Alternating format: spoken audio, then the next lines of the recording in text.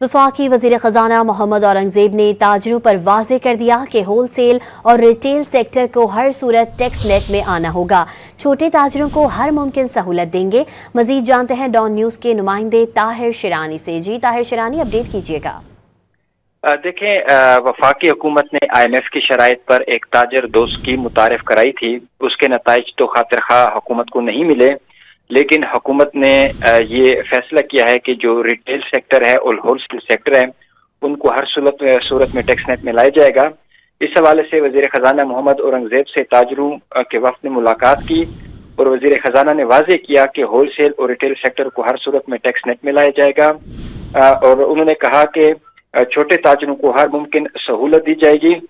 वज़ीर ख़ज़ाना ने कहा कि मुल्क चलाना है तो टैक्स में हर किसी को अपना शेयर अदा करना होगा और ताजर की मशावरत से जो टैक्स स्कीम है उस पर अमल दरामद करने को यकीनी बनाया जाएगा।